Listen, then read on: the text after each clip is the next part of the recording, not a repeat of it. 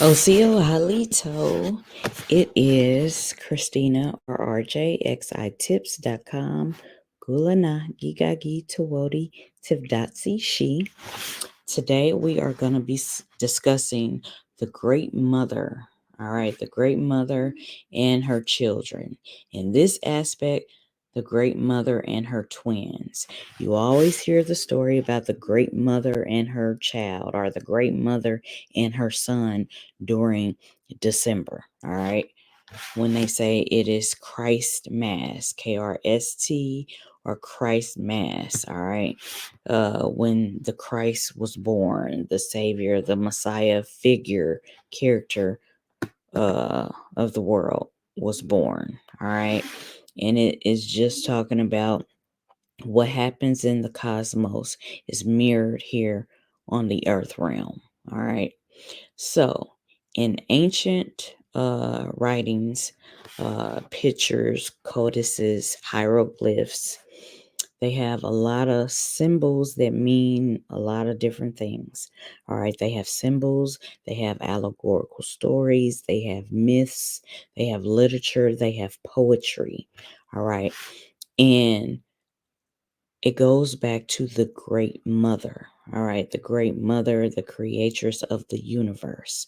All right, in the spiritual realm, the Great Mother and the Great Father are one. It's a spiritual, powerful force. All right, and in the physical realm, it is translated into mother and father, God and goddess, or goddess and God.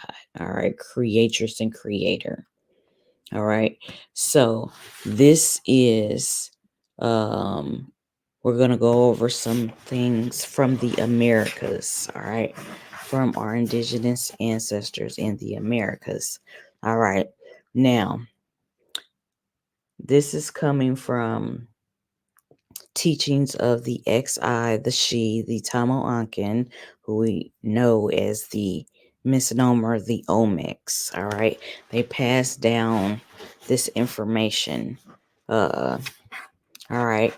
So we're going to be going over an aspect of the Great Mother. All right. The serpent goddess, who is Coatlicue. When we say serpent, it is just talking about the spiritual energy or the spiritual force that surpasses energy. It's the spiritual force that starts at the coccyx, your coccyx bone. That is like your root chakra. And it travels up your spinal column all the way up to the crown of your head where your first eye is. Your pineal gland, they say it's your third eye, but it's your first eye. All right. So it's just describing that spiritual force and how it travels, the movement of it. And the closest thing in nature that can describe that is a serpent or a snake. Okay. So, Coatlicue in the earth realm represents Mother Earth. All right. So, in the cosmos and the heavens, there's a great cosmic womb that birthed forth the universe and everything in it. But on the earth realm, on this plane, this physical plane, we have Mother Earth. Mother Earth also has a womb, and she has trees and roots and flowers and vegetables, crops and bodies of water, etc. All right, so now Coatlicue.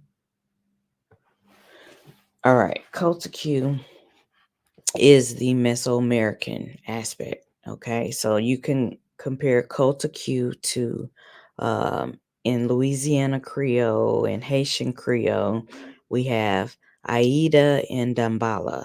That is the female serpent goddess energy and the male serpent god energy. It's just describing that powerful spiritual force that is within us all.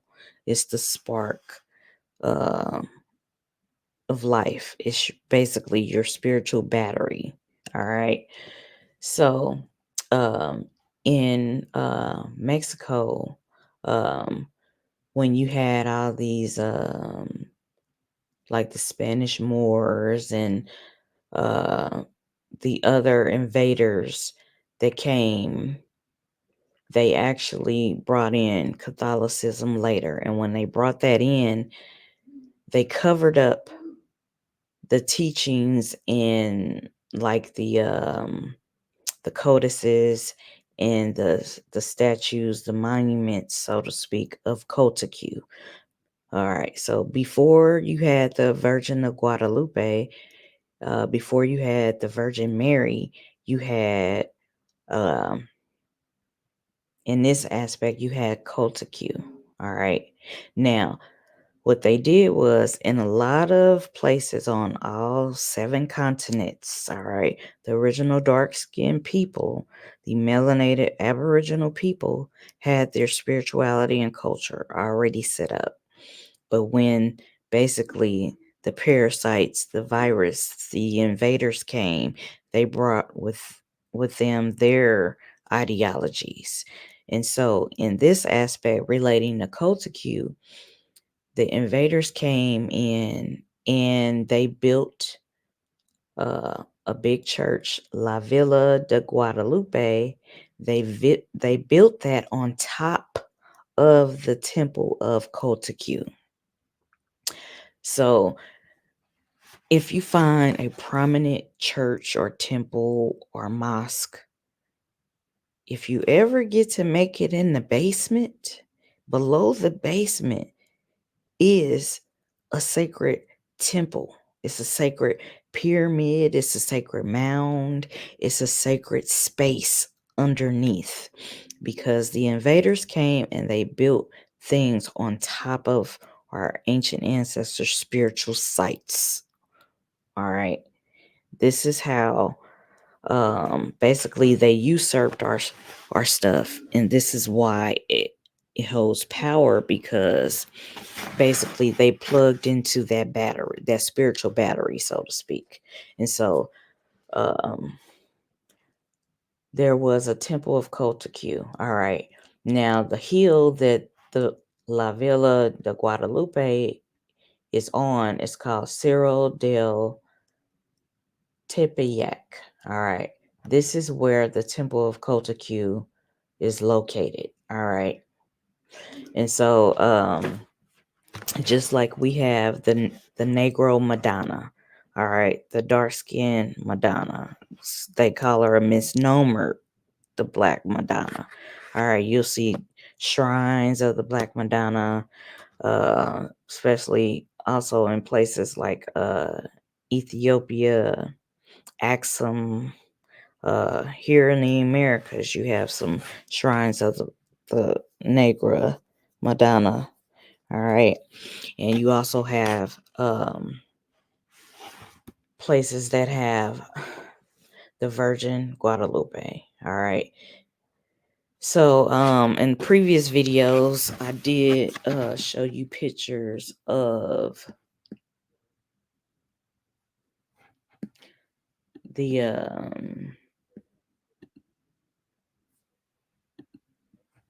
the Great Dark Mother.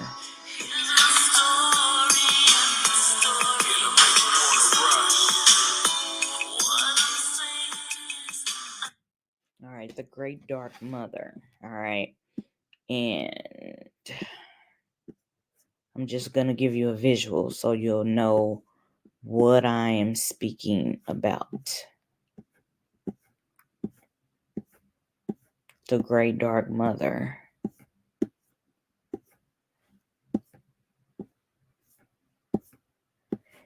And in most of the actually in all 7 continents, the original people were dark people. So their first images of the Great Mother were dark-skinned mothers.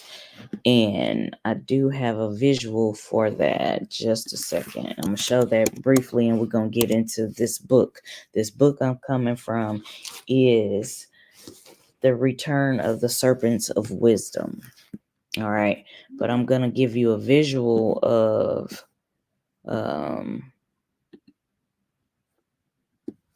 I'm going to give you a visual of it. Just a second. Give me just a second.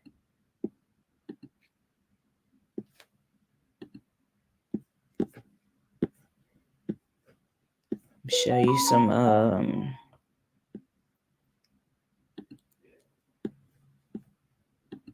all right, this is an Olmec XI She Tamo Ankin depiction of the mother and her child. All right, the mother and her child.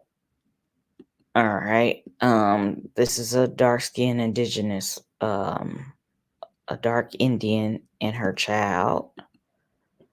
This is the Virgin Guadalupe, the dark brown, the dark skin mother. All right, another ancient depiction of the mother and her child. Another one. All right. We also have.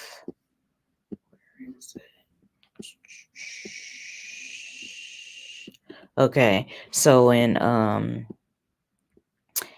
Aiyda Haitian spirituality and culture, KRST, they have background of indigenous tribes. All right, before they were called things like Maroons and Creoles, you have the indigenous tribal names. So they have Erzulie. All right, so you have COATLTICUE, you have Aiyda and Damballa. Aiyda is the mother serpent goddess, just like COATLTICUE is the mother serpent goddess. Damballa is the male father serpent god. So this is just different aspects of the Great Mother. So December is about the birth of the Christ child, the Messiah child, the Savior child. All right. And in all 7 continents, you have stories about this, but the names are different, the languages are different, the images are different. But understand, all original peoples are dark-skinned peoples, various shades of brown. Okay, so you have the maiden, the mother, and the child, and the elder. So this would be a depiction of Erzulie and her child, the NegroMaDonna and her child, the BlackMaDonna and her child, our Virgin Guadalupe, the maiden, and then you have the elder. So these are 3 stages of the female principle. You have the maiden, which is the virgin. Then you have the mother, and then you have the elder. All right. The elder is like, you know, the wisdom, the oracle, the prophetess, the great nurturer, teacher. So these are different stages, all right? And this is in Ethiopia, Axum, where you have the NegroMaDonna and her son, all right? It could be her son or her daughter. So we're going to get into the other aspects of, all right, just a second, the other aspects of the Great Mother. So we're talking about in the Americas, you have COATLTICUE, and our Virgin Guadalupe. That temple was built, that church was built on top of the temple of COATLTICUE. All right. And so in this aspect, COATLTICUE gives birth to her twins. And you don't hear that story often. It's always about the virgin and the child, or the mother and her son, or the mother and her daughter. You rarely ever hear about that, but this is about the Great Mother and her twins. All right. Where there is balance, there is a female child and a male child. All right. So this is the primal serpent divides into the preserving twins. All right. So This is talking about creation, preservation, destruction, and then resurrection, rebirth. Even though it doesn't say that there, but it also talks about rebirth and resurrection. All right, we're going to read on. All right, the two halves of Coatlicue, the Meshican serpent goddess. All right. Coatlicue represents earth. All right. It's the spiritual. And then you have it translated into the earthly realm, the physical realm, which is Mother Earth. All right. Mother Earth. All right. So we have the balance, and it says to balance and preserve its creation, the serpent divides up into twins, its two children, while generating nourishing life force during the preservation phase. The primal dragon or serpent, don't be afraid of the words because it just represents the movements that the serpent makes, which represents that spiritual force, or a lower word would be energy. All right. It preserves the universe by dividing itself in half to produce two children or twins. These dragon progeny, the male female aspects of the androgynous serpent. So the great mother of the universe is mother and father in one in on the spiritual plane, but when it transfers into the physical plane, we have a mother and a father. This is why you got to have a mother, a female, and a father, a male, to create life. All right, in the physical realm. All right. So it goes on to say it represents the dual forces of the physical universe, i.e., 9-day hot and cold, fire and water, creation and destruction, life and death. Without the checks and balances they impose upon each other, the creation would soon collapse. All right. But when there's balance, it's not going to collapse. All right. So it goes on to speak on the legend. The legend of the twins' birth takes place in the later portion of many creation myths our ancestor had. They had allegorical stories, parables, myths, literature, poetry. All right. Uh, they have deeper meanings. All right. They usually only tell the common people the elementary little stories. It's like Mary had a little lamb versus all the wealth of spiritual knowledge, all right, which is on a whole nother level. All right. So it goes on to say, the legend of the twins' birth takes place in the latter portion of many creation myths.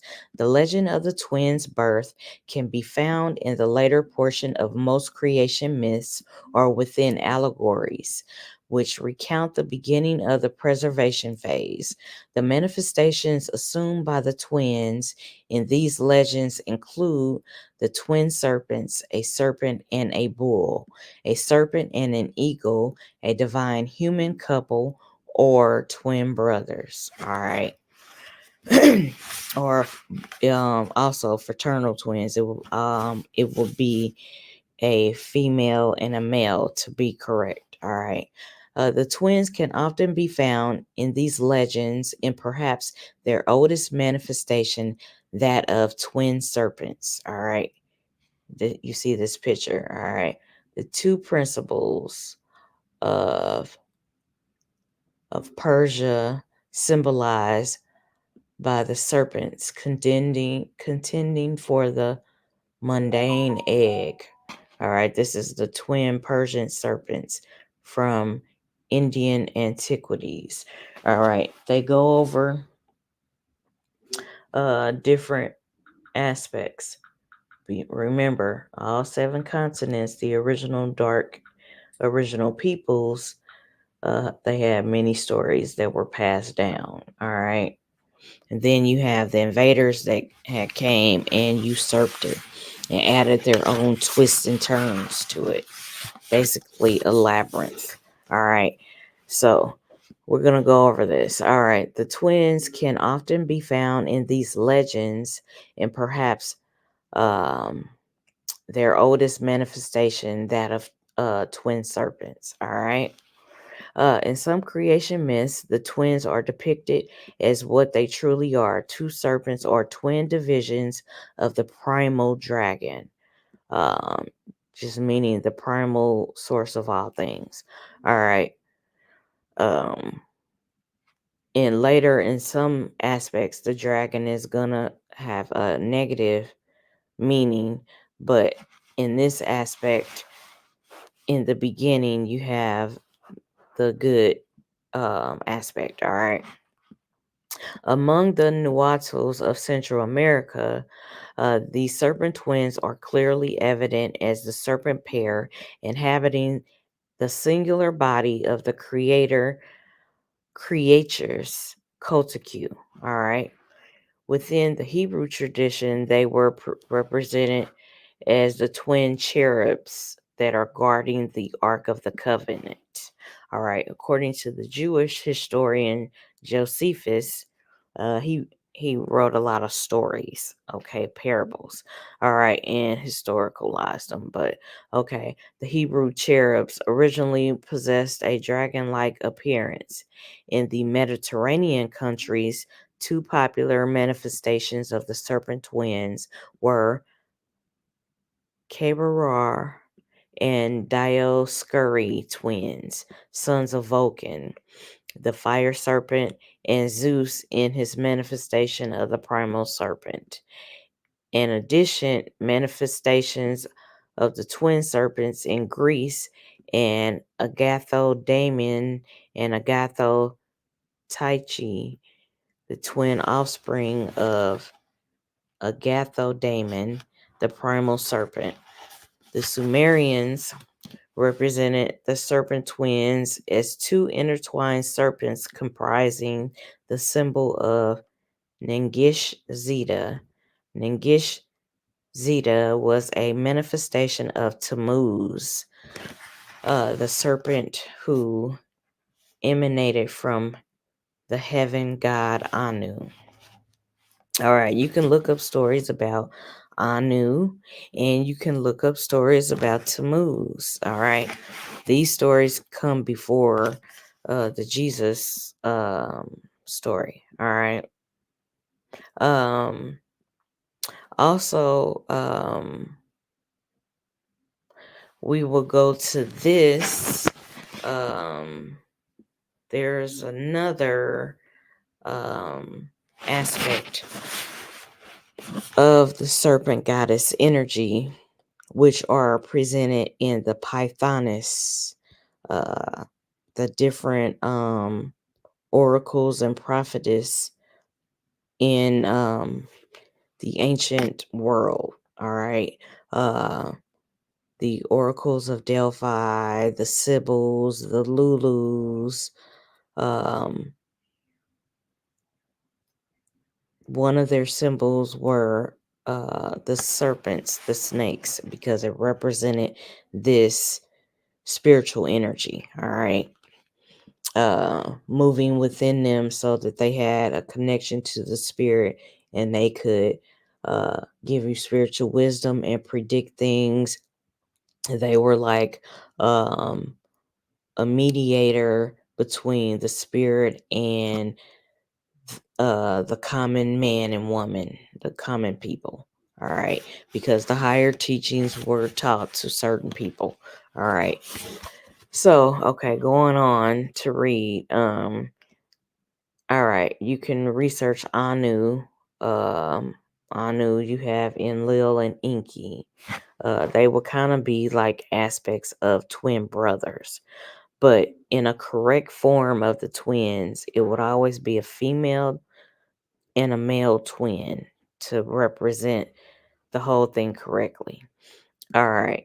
So, in some creation myths, the twin serpents were depicted as dual emanations of the solar spirit or the sun.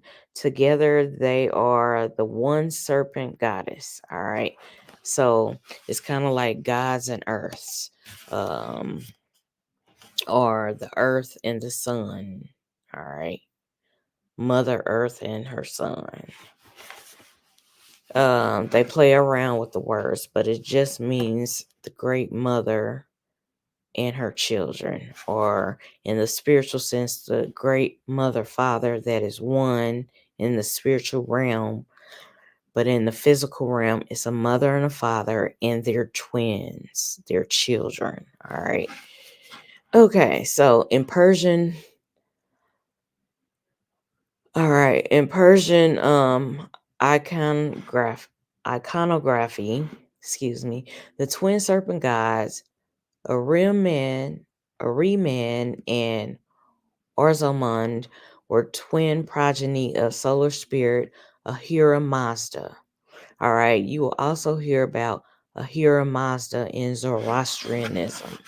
All right, so in my series that I do, the Enigma Solver Chronicles, we go over ancient writings that predate Abrahamic religions.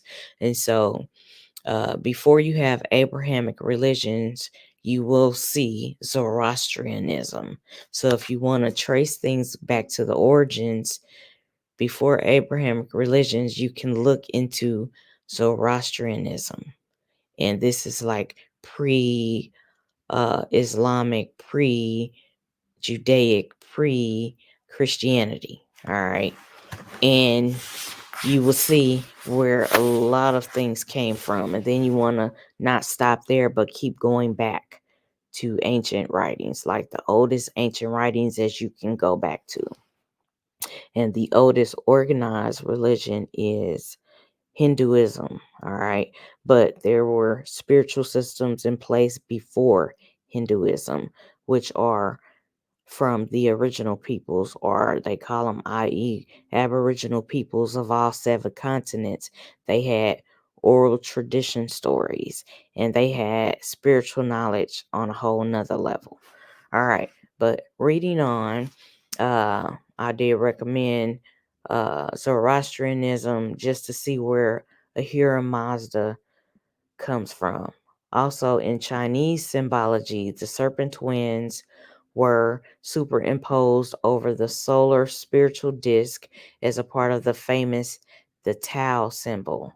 All right, in yoga and Tao and all of that. All right, the Egyptians had a similar motif decorating porticos of their temples, which consisted of the serpent twins emanating out of a winged solar spiritual disk. All right. Like their parent, the primal serpent, the serpent twins are similarly found in legend coiled up on a tree or a cross. Okay. Look up the stories of Tammuz. Um, even in the Bible story in Genesis, you have the serpent is on a tree. All right. Actually, it should be the tree of life, the tree of good and evil, the tree of wisdom, the tree of knowledge. There's a serpent on it, and it's basically representing the great mother, uh, or the great spirit, the great mystery, all in one, that knows all things, that has the wisdom, the knowledge, that knows all things. Uh, um, and you have 2 things: the tree of life, and then you have the serpent. All right, so it just basically represents the knowledge and wisdom of the universe. Um, this is why that story talks about if you eat of that fruit, you're going to be just like God. Basically, you have God within you, so you do have a direct connection to the source of all things. It is within you. But they just break it down in forms so that we can understand it with our quote unquote human mind. All right. So, all right. Like their parent. Okay. All right. Like their parent, the primal serpent, the serpent twins are similarly found in the legend coiled up on a tree or a cross. They were also found coiled up on a dual cross, the Dacona. All right, according to some traditions, when the primal serpent on the tree divided into twin serpents, the two progeny remain attached to their parents, tree slash cross perch, and the motif of the twin serpents on the tree slash cross was thus born. You also get that symbol for like when you see doctors or people that practice holistic medicine, you have the caduceus. Okay, it's like a staff, and then there's a serpent or a snake coiled going upward. All right, this represents like holistic meanings, medicine, healing, or knowledge and wisdom on how to heal. All right, using the things of the earth and the cosmos. All right, so all right. The most famous version of this motif is the caduceus, or staff of Mercury, a cross, a tree with twin serpents entwining themselves around its axis. This caduceus was adopted by the voodoo tradition and enlarged to become the tree pillar, which is today set in the center of their sacred temples. All right. Upon this voodoo tree slash cross slithers humankind's first ancestors.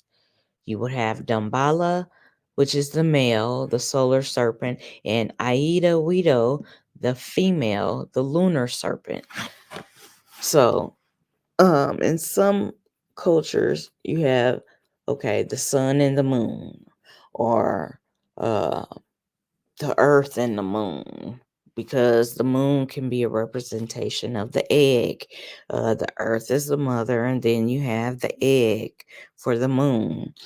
Or you have the sun and the moon, which is the feminine and the masculine. So they go over these things in these ancient stories. But reading on, okay, they break down the voodoo tradition of Aiyda, which is the feminine, the female, and then Damballa. All right. They spelled this crazy, but anyway. All right. Another variation of the tree, the cross, is found in Mayan Seldon the Codex, which depicts two slithering serpents dangling over the cross beam of a foliated tau cross. All right. All right. And COATLTICUE would be from this, basically this spirituality system. All right. All right, moving on. They even talk about a Greek version of the dual tree cross is the Dacona. All right, a structure which connects two vertical trees or pillars by two horizontal shafts.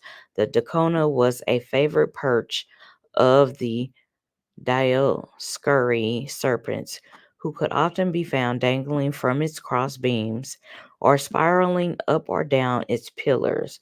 The Dacona later became the basis for the glyph of the astrological sign of the twins, Gemini. All right. The twin serpentine aspects of the primal serpent can be found in nature as the twin spirals. The primal serpent has left its dual imprint in nature as twin spirals winding around or within pine cones, seashells, certain flowers, crystals, and some minerals. The twin spirals can also be found at the center of all human cells as the double helix of the DNA molecule. So,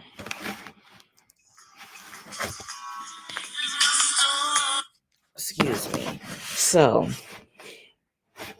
these serpents that they are describing is also an allegory for your DNA molecule, the double helix. All right.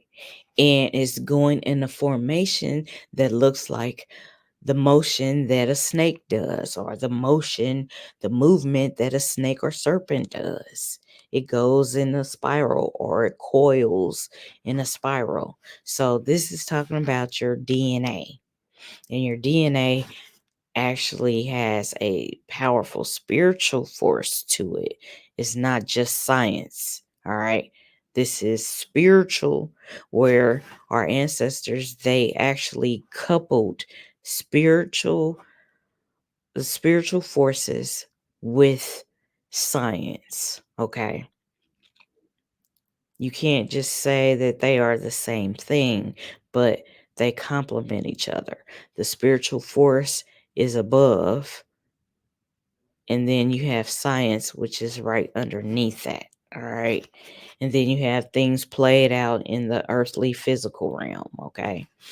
All right. So this is describing your DNA. All right. The primal serpent. This aspect, the great mother and father created your DNA, created your life force. You get your life spiritual force from the great mother and father. All right. Now, moving on. All right. The twin serpentine aspects of the primal serpent can also be found in the human dragon body as Aiyda and Pingala Nadis and the dew and Ren meridians. All right, within the human body, the twin aspects of preserving serpent manifest as two primal serpentine vessels, the Aiyda and Pingala nadis and the Ren and dew meridians. These subtle energy vessels bifurcate from the androgynous mundane kundalini. Okay, your Kundalini, your Chi, your Wakanyan energy. All right. It's the source, the Chi, are responsible for balancing the polarities of the female and male, hot and cold, dry and moist, as they exist within the human body. The serpent twins become later boys. Okay. This is when they start focusing on boys. Okay, the male aspect. All right, then you have the woman aspect. So I'm just giving y'all overview. All right, but I'm just gonna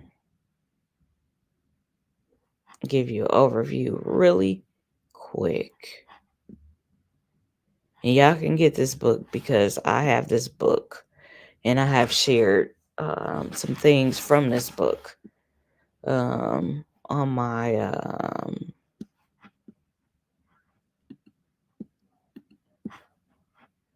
on my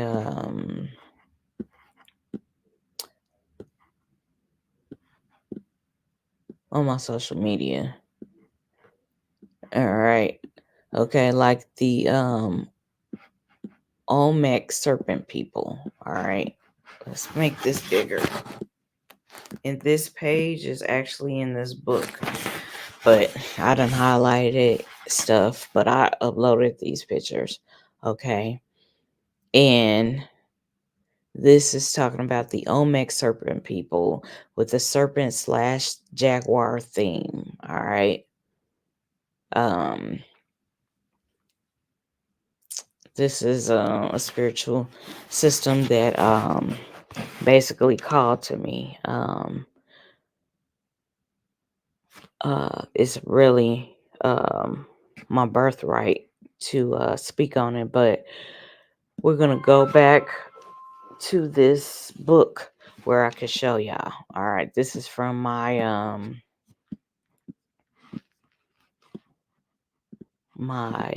Facebook business page. Raven Red Tail Hawk Jaguar She XI tips. All right.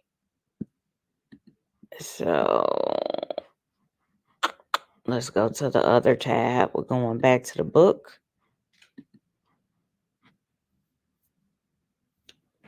All right. So we're going to go over just some key things. All right. Now, since we're in December, I'm going to read this right quick. All right. And then we're going to bring it back. All right. So December 25th. All right, right before December 25th, we have the winter solstice. All right. We have the winter solstice. And with the winter solstice, you have something happening in the cosmos, in the heavens. All right. And what's happening in the heavens is, all right, let me show you this picture real quick before I read this. This is relevant. All right. So this is why all of these different Christ and Messiah figures are born, quote unquote, December 25th. All right. Is because of what's happening in the cosmos. You heard the saying, and even the scripture that says, on earth as it is in heaven, as above, so below. So what's happening in the cosmos is mirrored here on the earth. So our ancestors came up with these allegorical stories, myths, legends, literature, poetry, describing things that happen in the cosmos. They describe spiritual things, they put it in stories to help break it down in simple forms so that the quote unquote human mind can understand. All right. But when you mature spiritually, you can understand spiritual things and the physical things and break it down. You have the keys to decipher the signs and symbols, the codes, etc. All right. So during the winter solstice, which leads to December 25th, the birth of the Christ or the Messiah figure. All right. The three kings, this is Orion's belt. This is the star in the east, which is Sirius. Okay, the story says the three wise men, the three magi. And in some stories, you have, I believe one is from Hindustan, which is India today. One is from Kemet, which is Egypt, and one is from Asia, the three wise men. Um, they follow the stars, all right, to the Christ child, all right, the birth of God's son at the winter solstice. So the sun is quote unquote the masculine energy. So from this whole picture, um it also talks about the birth and the death, or the death and the rebirth, the resurrection of the son, the Christ child. All right. So the sun rises at the same degree for basically 2 and part of the third day, right? It raises at that same degree, so it appears stagnant. It appears to be quote unquote dead. They just wrote a poetic story about it. And then on the third day, it rises a degree higher, or it starts to ascend. It starts to go uh rise several degrees higher. So it's saying that the sun is birthed. That's why they say um all these different Christ and Messiah figures are born December 25th. All right. So, all right. So I'm going to read this. All right. And I told you about, all right, Zoroastrianism. Check that out. All right. If you're a Christian, check out Zoroastrianism and check out the Coptic spirituality in Ethiopia before they were Christians. All right. This is why you have the quote unquote NegroMaDonna and her son there.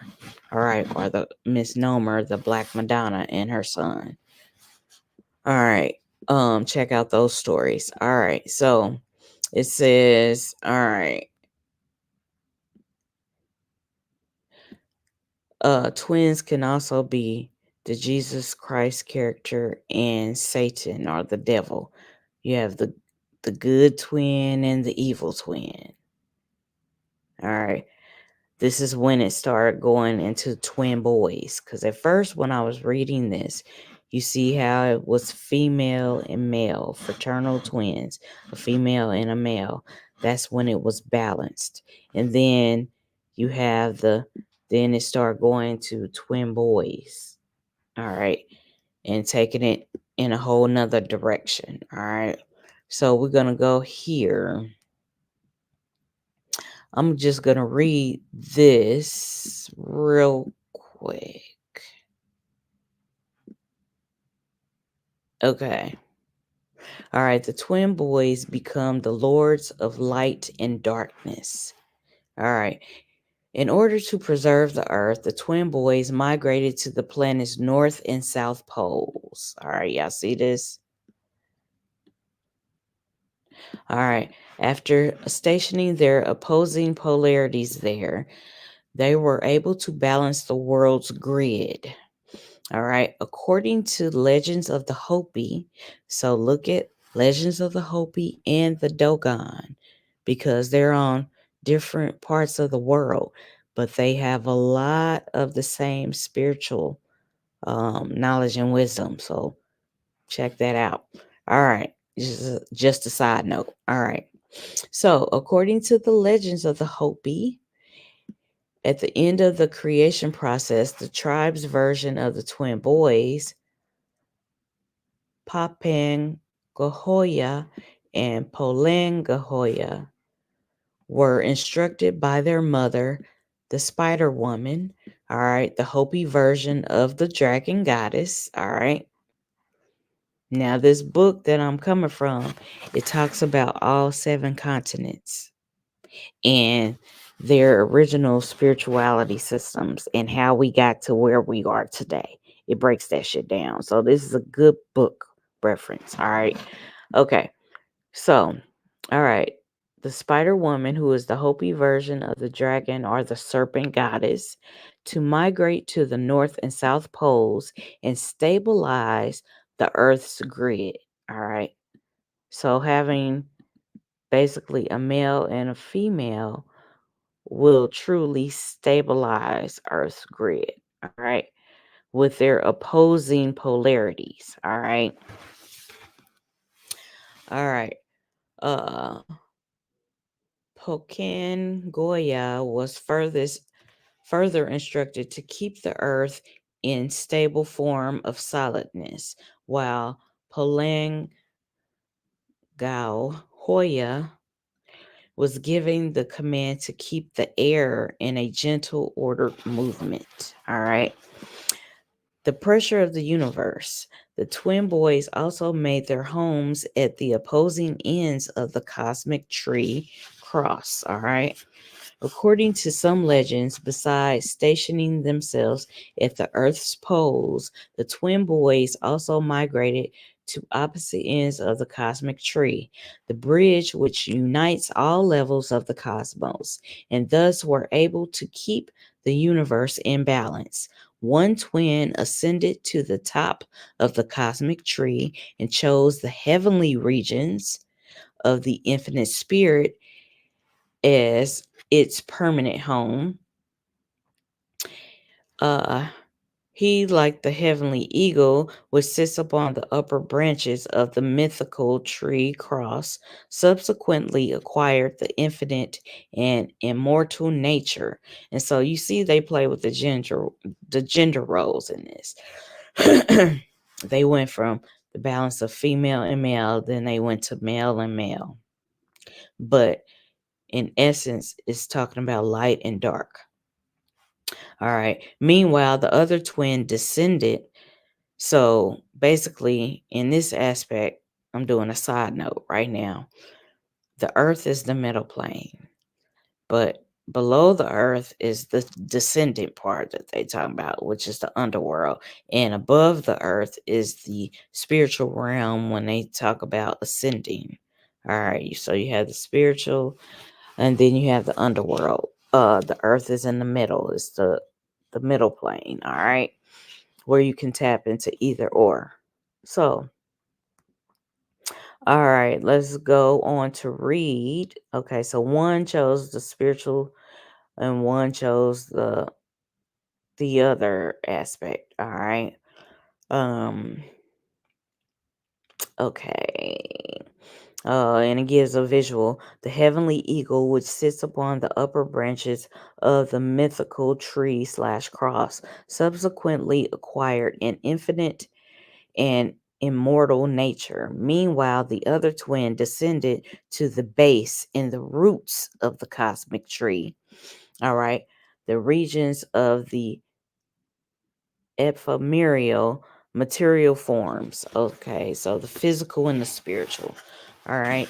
He, like the snake, occupant of the lower extremities of the mythical tree cross, became conditioned by time and the qualities of destruction and mortality. So, in essence, you have immortality, things that are eternal, and then mortality, things that are physical. All right, because time is applied to the physical aspect. You have a birth, uh, life, death, and then rebirth deals with the immortality of it. All right, because this spiritual aspect is it's a constant, like spiritual things are eternal. Okay, there's no expiration on spiritual things. Spirit cannot die. All right.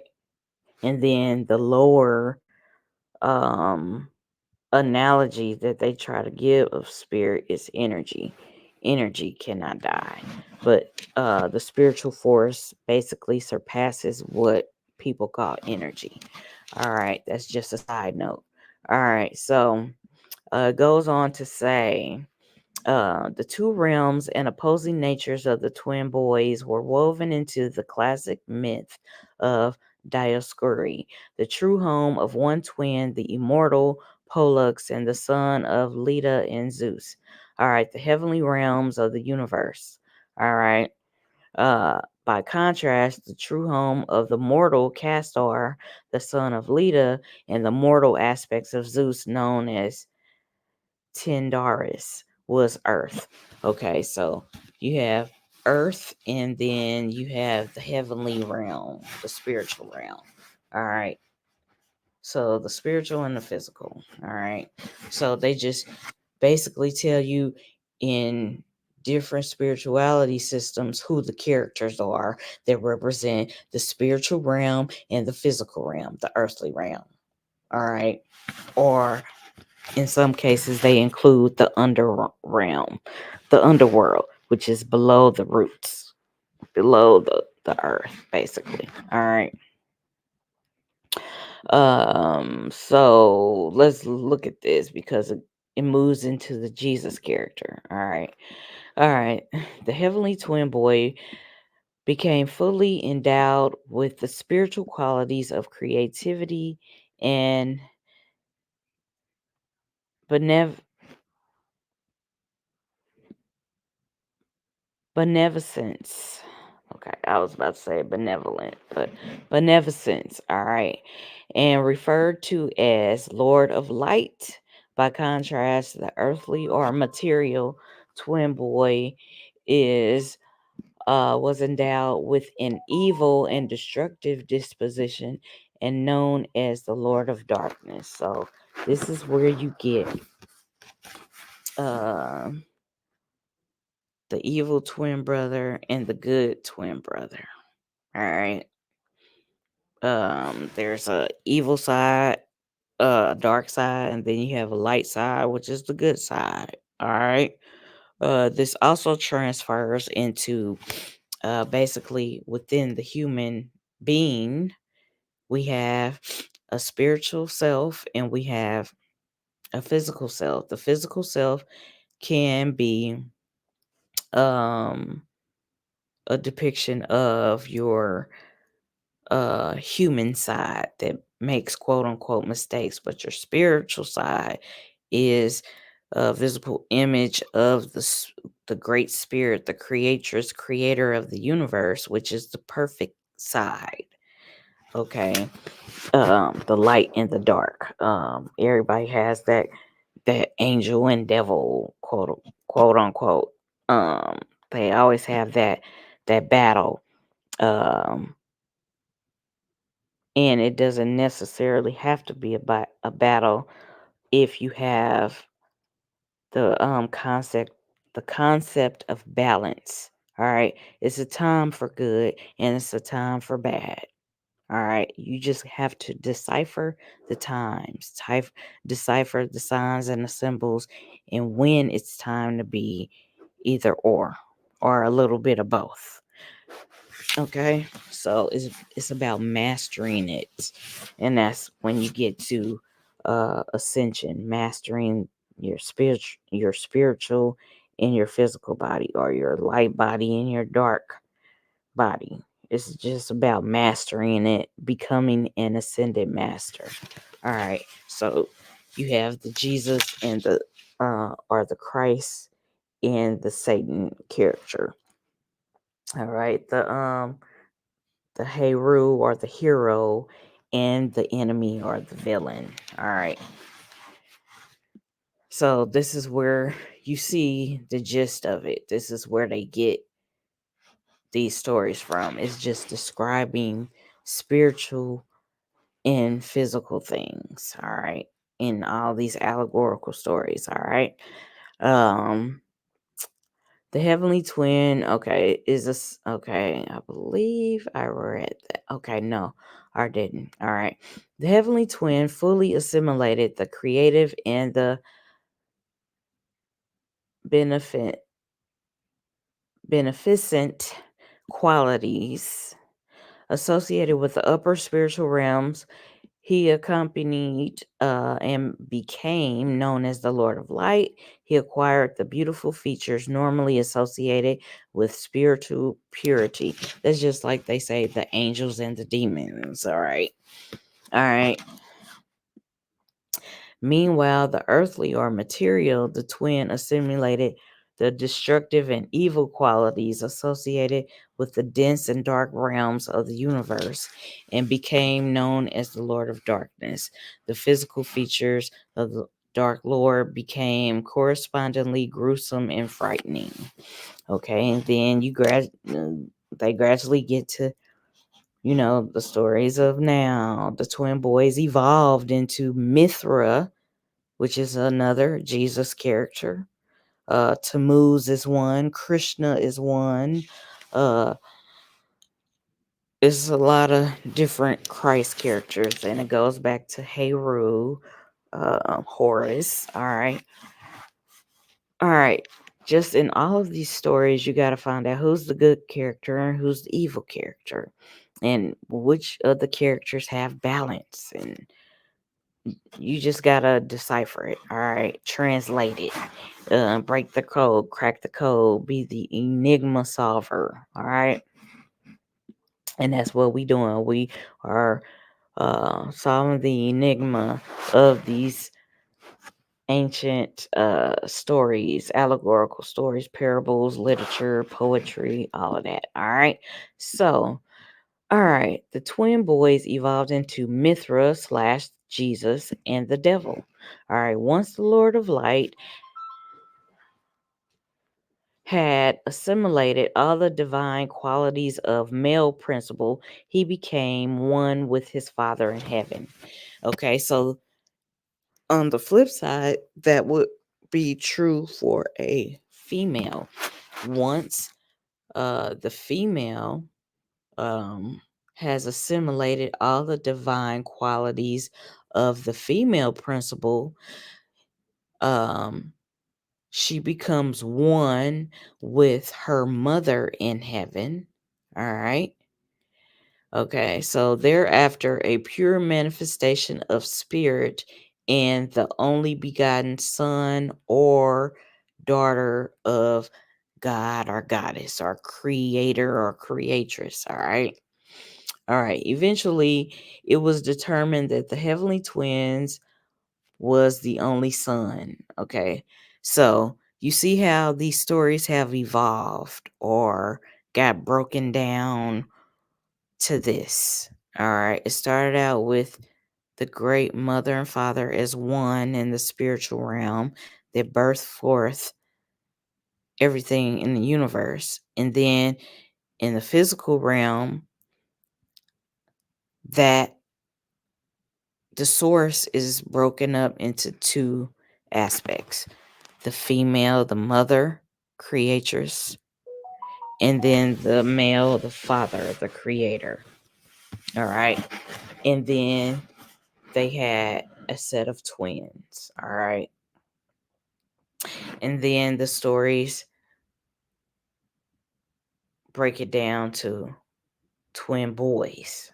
Because at first it was twins, fraternal twins, a female and a male.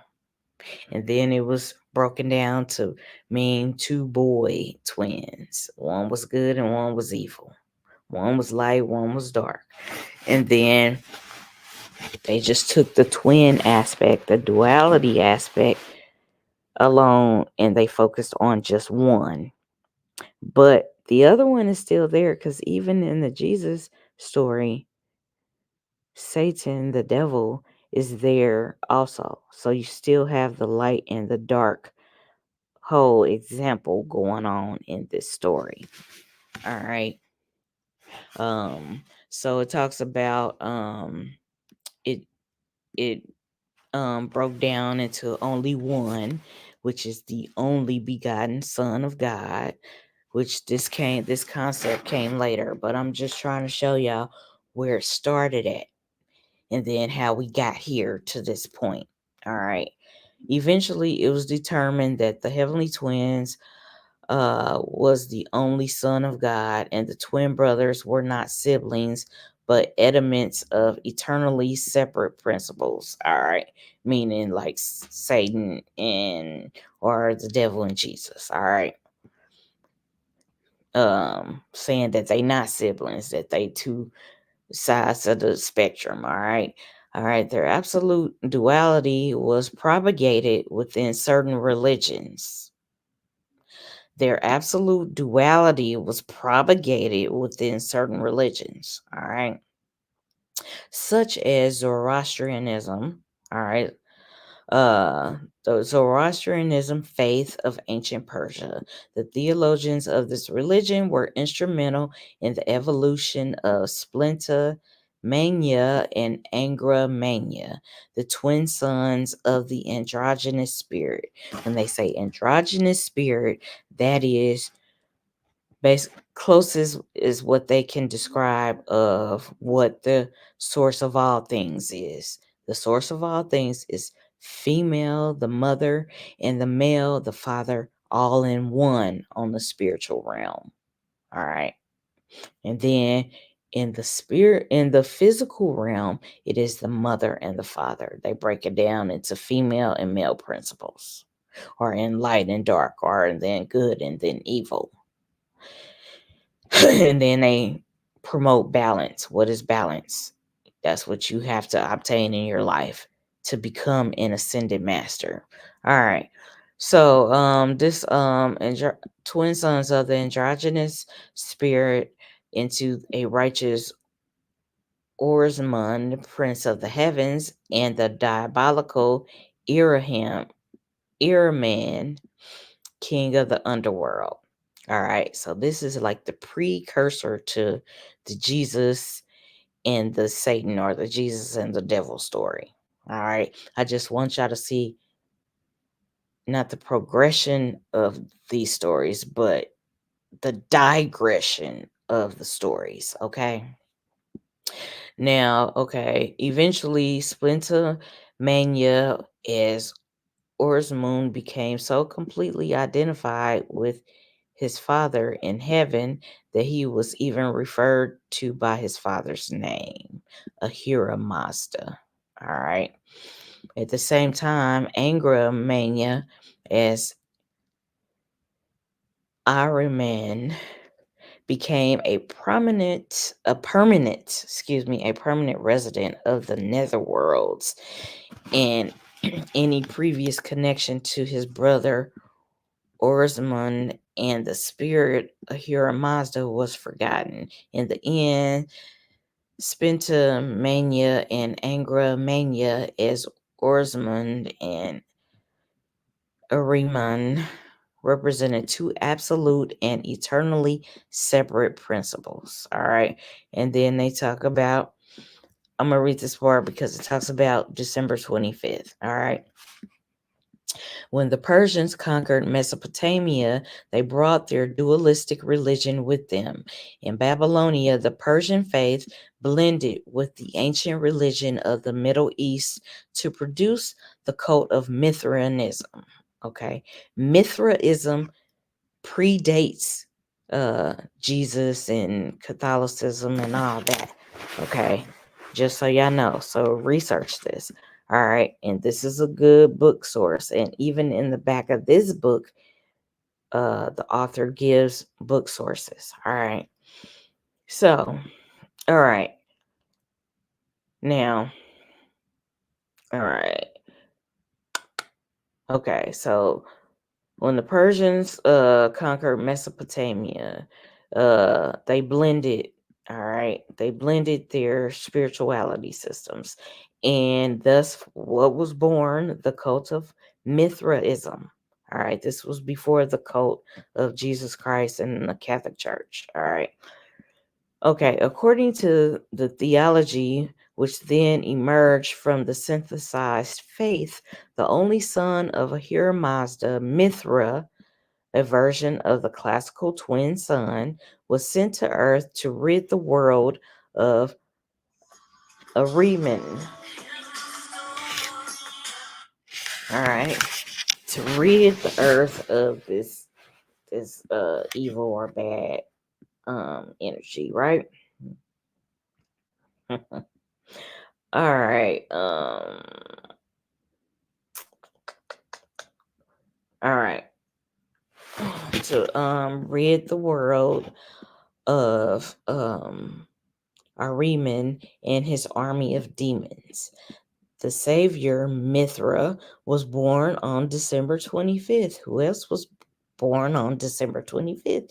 The Jesus character and other characters, right? That's why I showed y'all the diagram of what happens in the cosmos, what happens in the heavens, what happens in the sky during this time, the winter solstice. Okay, the winter solstice between the 21st to the December 25th. In that little slot, this is when these cosmic events happen. So our ancestors wrote these fanciful stories about what happens in the cosmos. All right. But it also talks about principles to help us master this human experience. All right. Everybody has a good side, everybody has a bad side. It's just about mastering the shit. All right. And becoming an ascended master. But they have all these stories. All right. So it says, okay. The savior Mithra was born on December 25th, quickly matured, and set about establishing himself as a formidable beast slayer. All right. Then, when his earthly mission was near completion, Mithra gathered his devotees together for one last supper, during which he vowed to return one day and complete his battle with Ahriman's dark forces. During his time away, however, Mithra promised to continue to assist his devotees from the heavenly realms and inform them that they could still communicate with him through sacramental meal of bread and wine. This is where Catholicism, Christianity gets it from. Zoroastrianism. This is talking about Zoroastrianism, all right?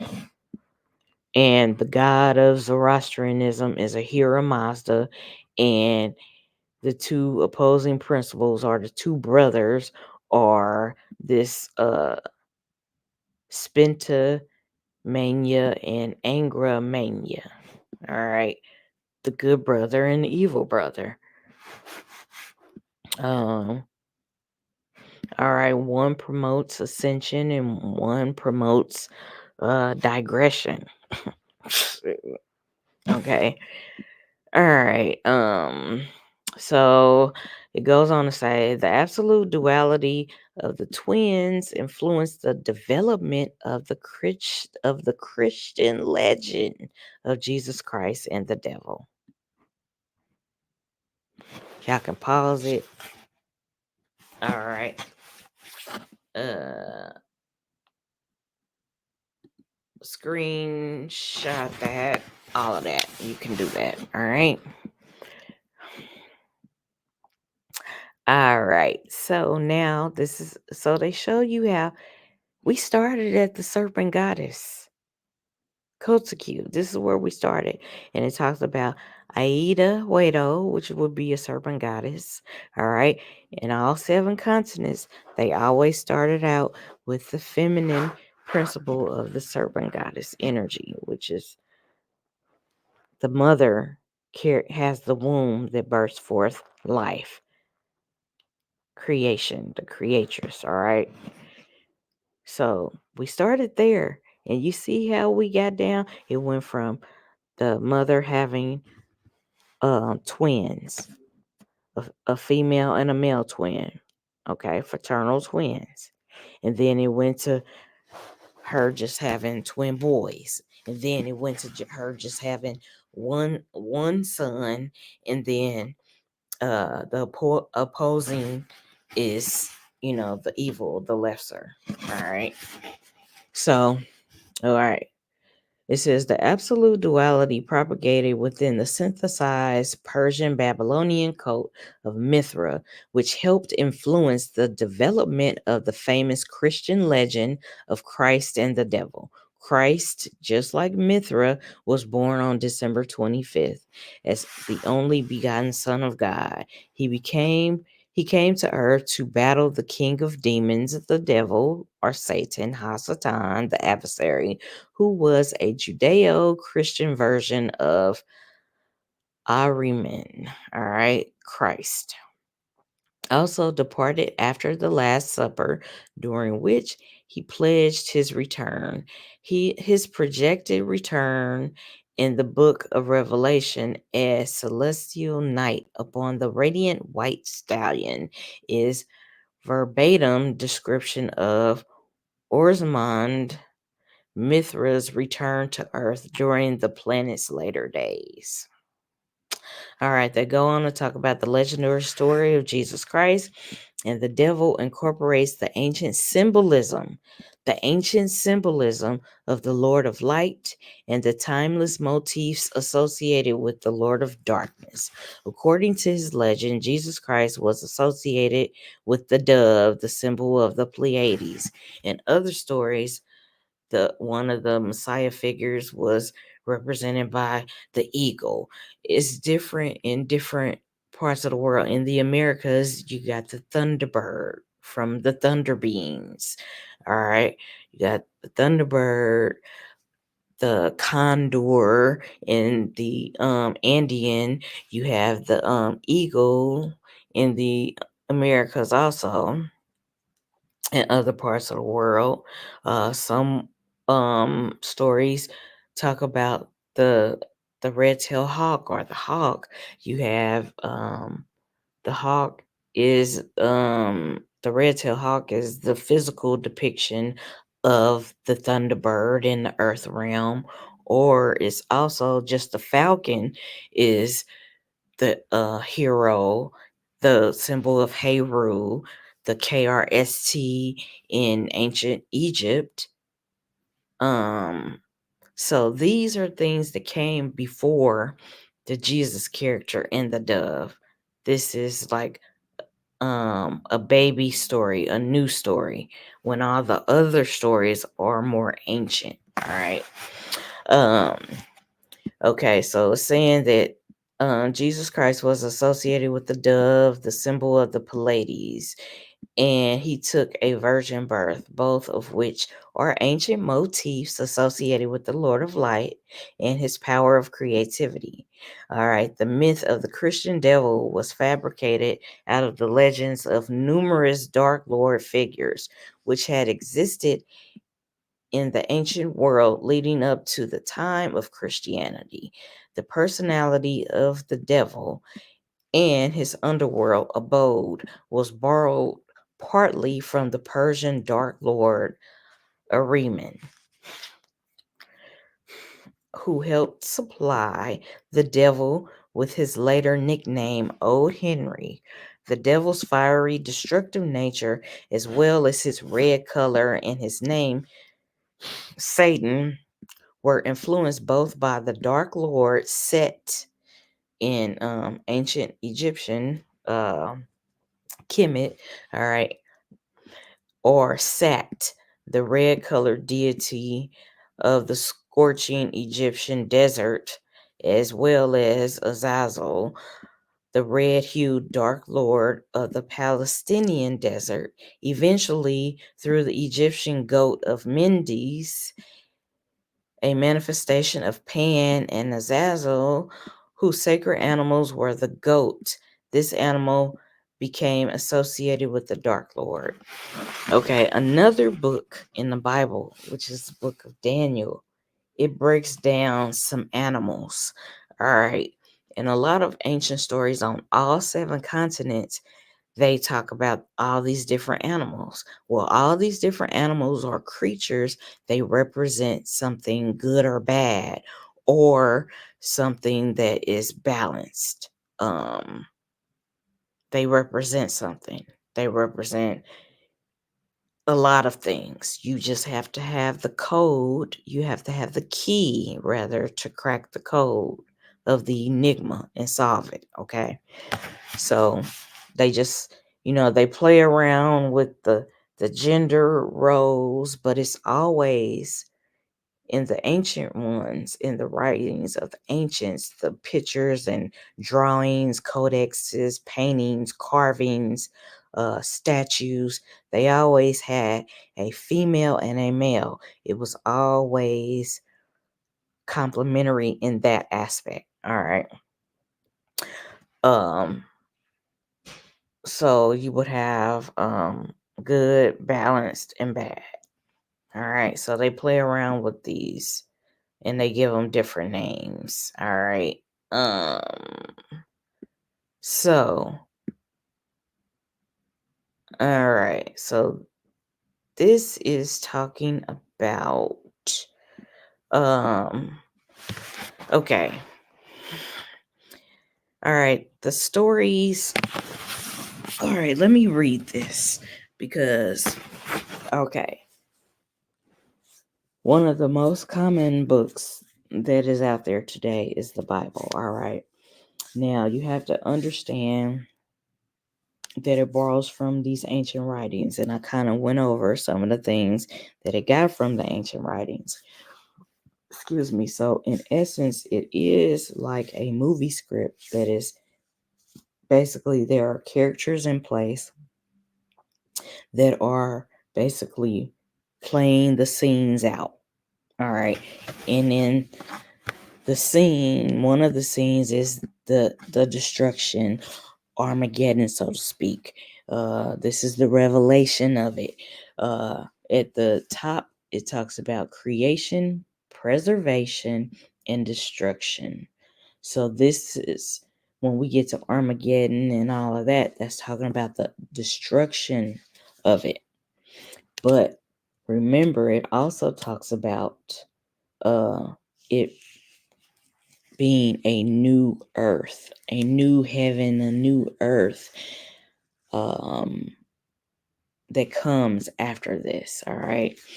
And it's just going over the cycles of life. The cycles of life are just like the seasons of life. Everybody has they're being created in creation. All right.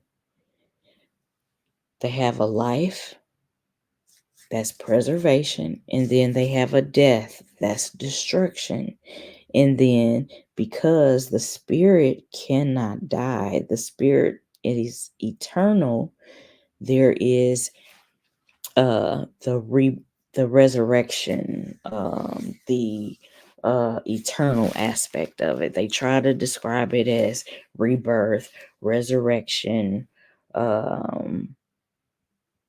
Yes, those two words would basically describe it. But let's just look at this little part, because they give you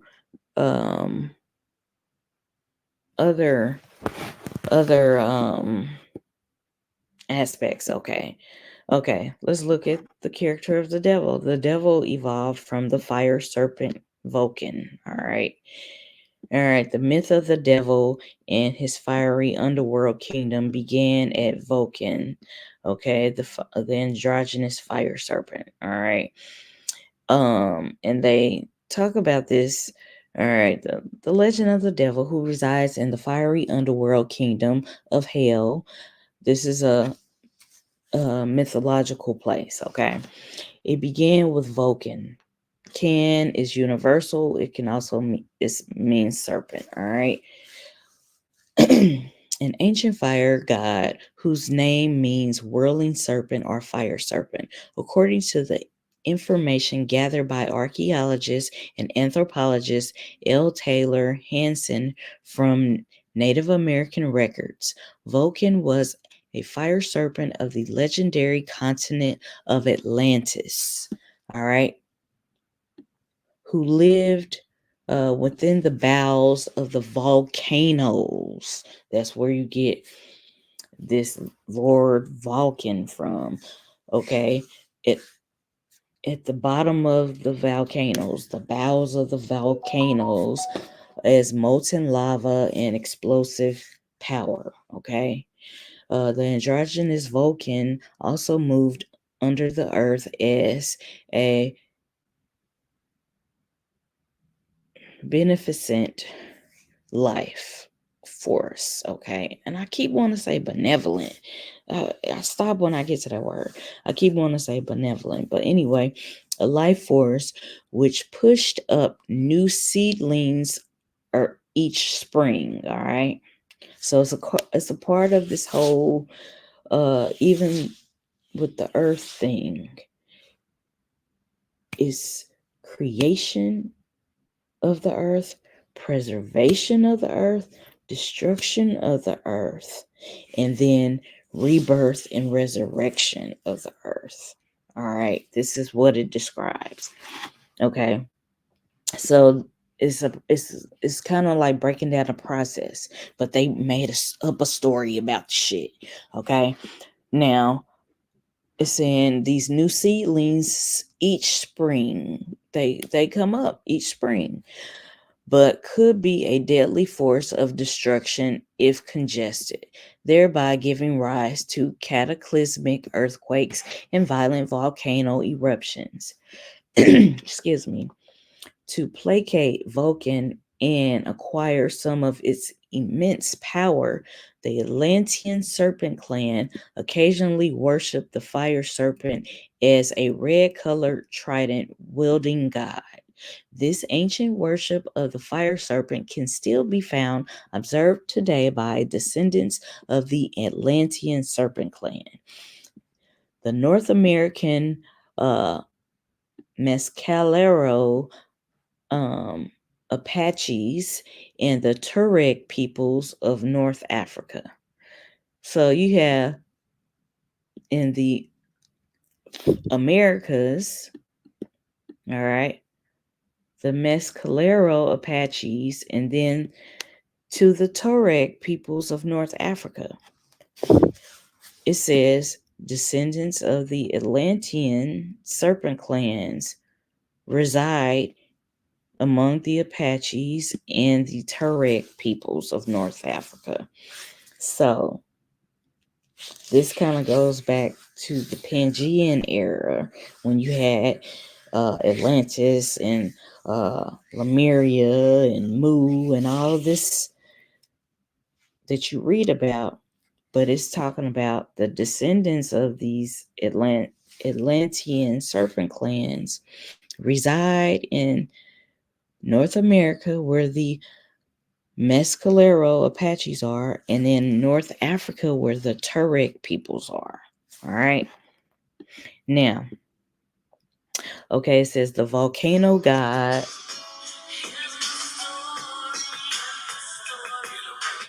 Okay, it says the volcano god of Atlantis was eventually transported to Europe and Africa by colonists of the Atlantean serpent clan.